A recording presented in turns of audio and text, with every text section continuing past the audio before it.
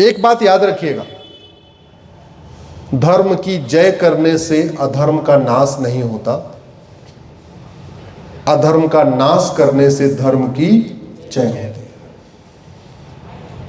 भगवान कृष्ण यहां धर्म की जय करने नहीं आए थे, कथा सुनाने नहीं आए थे। किस लिए आए थे? अधर्म का नाश करने। भगवान श्री राम यहां धर्म की जय करने नहीं आए थे, क्या करने आए थे? अधर्म का नाश। भगवान परशुराम धर्म की जय करने नहीं आए थे, क्या करने आए थे? अधर्म का नाश। छत्रपति शिवाजी महाराज ने क्या किया? धर्म की जय किया, अधर्म का नाश किया। जोर से बोलिए जरा, अधर्म का नाश। क्योंकि अधर्म का नाश किए बिना धर्म की जय नहीं होती। मैं आपको एग्जाम्पल के जरिए बताता हूं। गाय को रोटी खिलाना धर्म की जय करना है, और गौ तस्कर को जेल में डाल देना अधर्म का। गाय बचाना है तो केवल रोटी खिलाने से काम नहीं चलेगा, गाय को खाने वाले को भी आपको जेल में डालना पड़ेगा।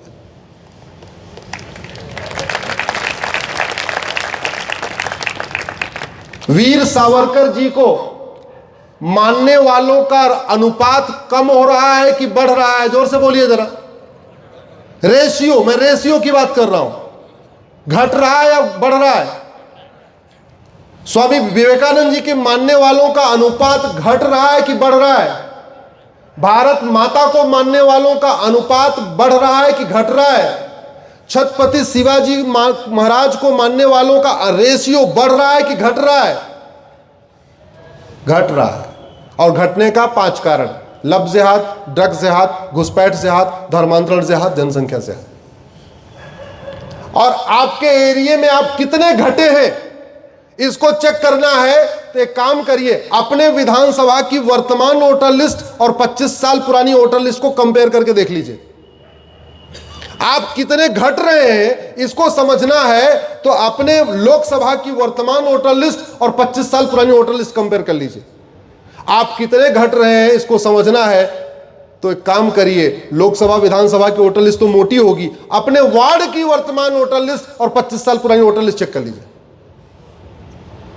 फिर आपको पता चलेगा आप लगातार घट रहे हैं। क्योंकि जो 5 तरीके के जिहाद हैं इन पे कठोर कानून नहीं बन रहा है और घर वापसी के लिए गंभीर प्रयास नहीं हो रहा है। बीमारी जैसे आती है वैसे ही जाती है।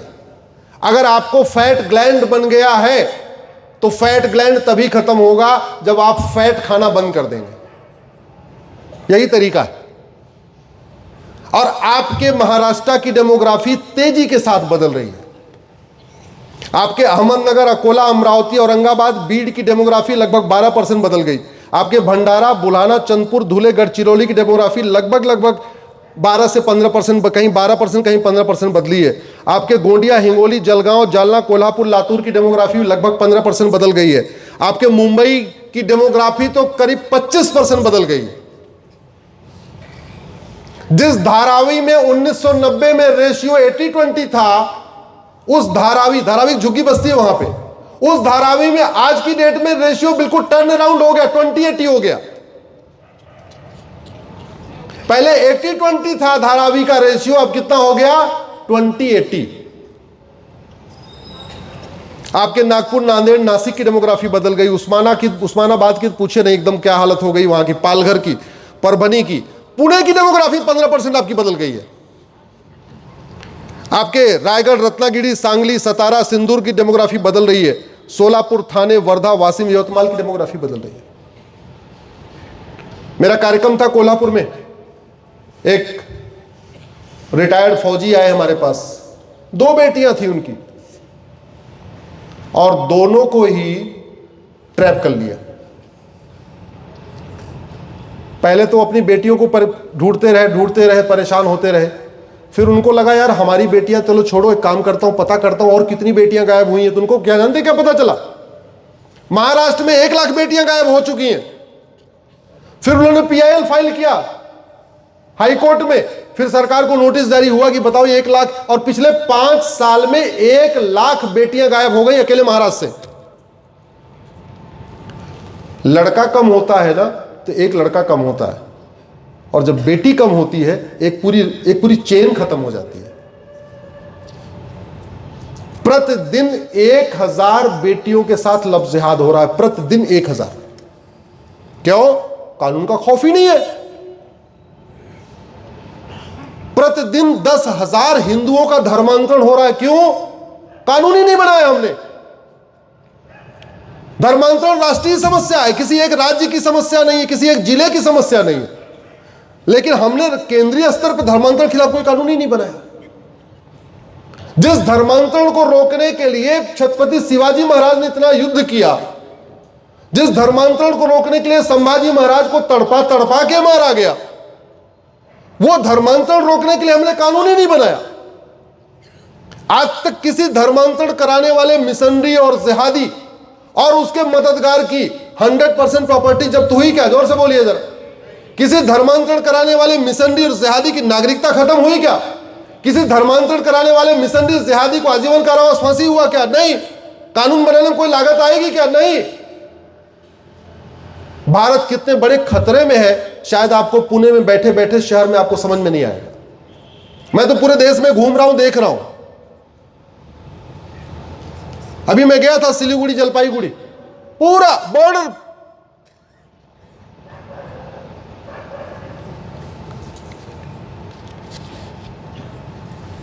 समाधान क्या है? समाधान यह है, यह भारतीय न्याय संहिता है ना, दिख रही है आपको? अपने अपने आमदार खासदार से मिलकर बात करिए, उनको बोलिए इसमें नए चैप्टर जोड़े, एक चैप्टर जोड़े ऑफेंस रिलेटेड टू कन्वर्जन,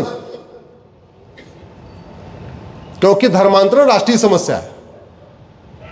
और ऑफेंस रिलेटिंग कन्वर्जन में बाकायदा लिखे कि धर्मांतरण राष्ट्र की सुरक्षा के लिए खतरा है। आप बताइए, है कि नहीं?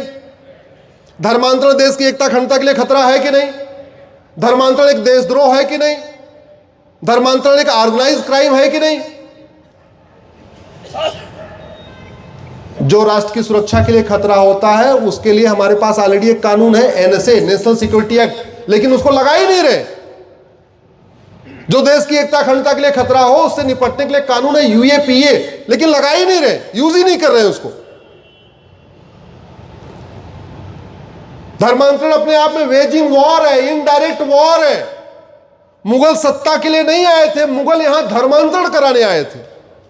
अंग्रेज यहां सत्ता के लिए नहीं आए थे, ईस्ट इंडिया कंपनी बिजनेस करने नहीं आई थी।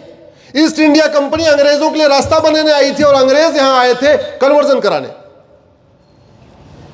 राज करना तो उनके लिए एक माध्यम था, क्योंकि सत्ता मिलने से कन्वर्ट कराना आसान होता है। धर्मांतरण एक ऑर्गेनाइज क्राइम है, संगठित अपराध है, और जो संगठित अपराध होता है उससे निपटने के लिए हर राज्य के अपने अपने कानून है। महाराष्ट्र के पास मकोका है, आपने सुना होगा मकोका का नाम। गुजरात के पास गुजकोका है, यूपी के पास गैंगस्टर एक्ट है, एमपी के पास गुंडा एक्ट है। सभी राज्यों के पास अपना कानून है। आपने कभी सुना कि महाराष्ट्र में किसी धर्मांतरण कराने वाले मिशनरी जिहादी के खिलाफ मकोका लगाया क्या? नहीं।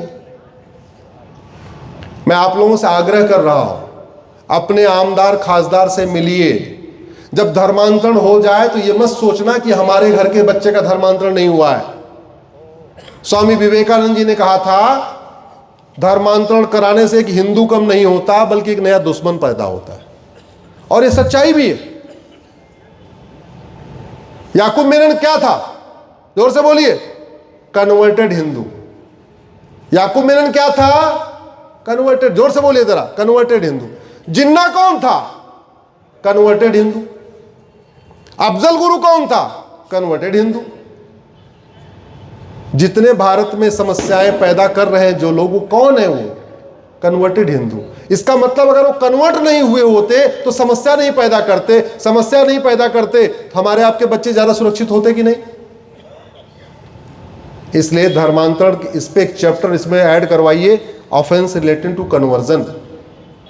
इसमें एक चैप्टर ऐड कराइए, offence relating to infiltration. 5 crore आ चुके हैं।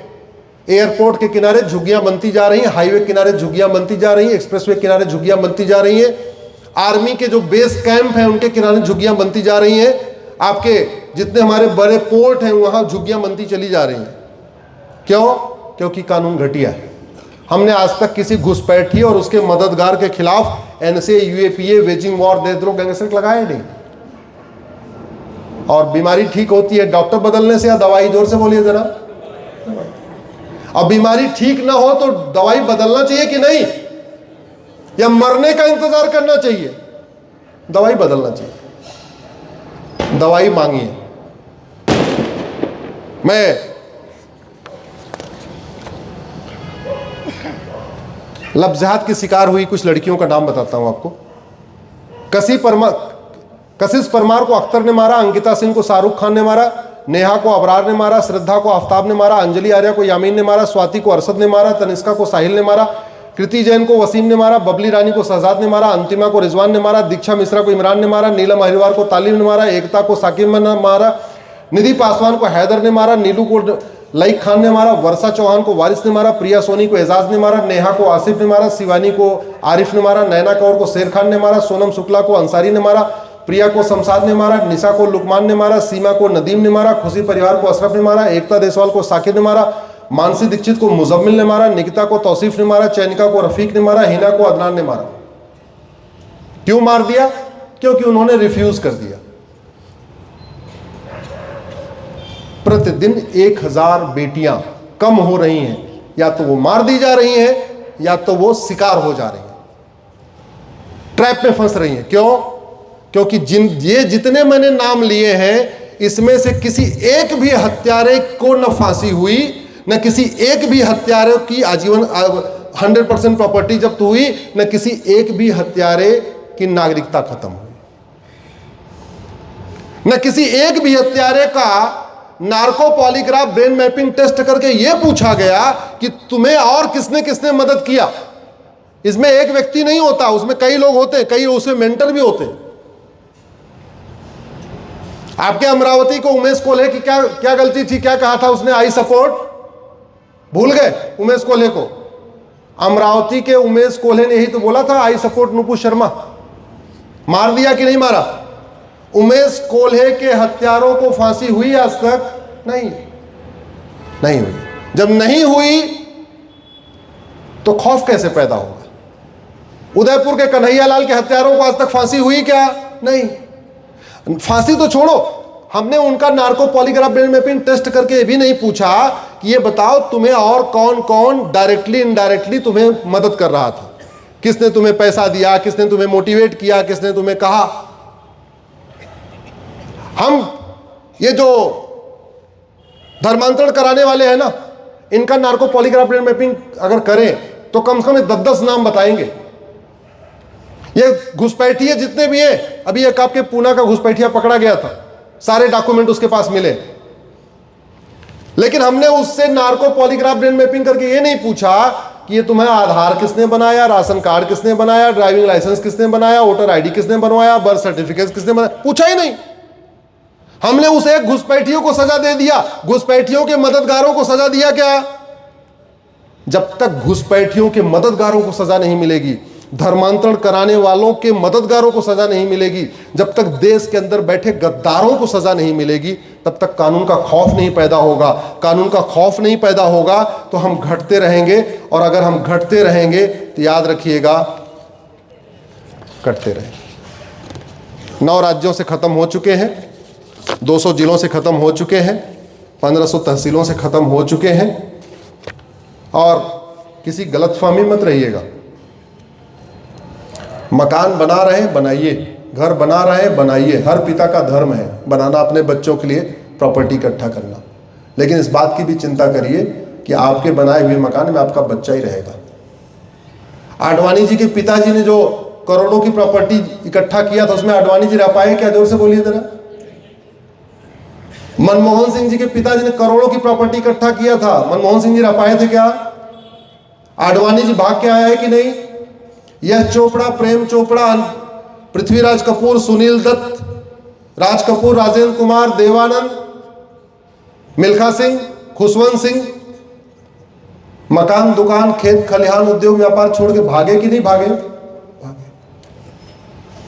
समय इस चीज का है, कलेक्टिव एक्शन लिया जाए, मानवता विरोधी सोच को रोका जाए, धर्मांतरण घुसपैठ को रोका जाए, जनसंख्या विस्फोट को रोका जाए, समान शिक्षा लागू किया जाए, समान नागरिक संहिता लागू किया जाए, घुसपैठ नियंत्रण कानून बनाया जाए, धर्मांतरण नियंत्रण कानून बनाया जाए, जनसंख्या नियंत्रण कानून बनाया जाए, भारत को सुरक्षित बनाया जाए।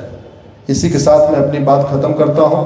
आप लोगों ने इतनी देर सुना, मैं आप लोगों को धन्यवाद देता हूं, आप सबका आभार व्यक्त करता हूं। भारत माता की, भारत माता की, भारत माता की। मेरे साथ एक बार खड़े हो जाइए, काफी देर हो गया बैठे हुए। मैं आगे आगे जो कुछ बोलूंगा आपको पीछे से बोलना है, हमें चाहिए आजादी। इतना जोर से बोलिए क्योंकि ये राजकमल जी ऊपर आ रहे हैं, आप सबकी फोटो खींचने वाले हैं, आप सबका वीडियो बनाने वाले हैं। तो हाथ आपका दिखना चाहिए, हाथ बंधा नहीं होना चाहिए, पूरी मुट्ठी भरी हुई। आवाज ऐसी आए जैसे छत्रपति शिवाजी महाराज के सैनिक गर्जना करते थे।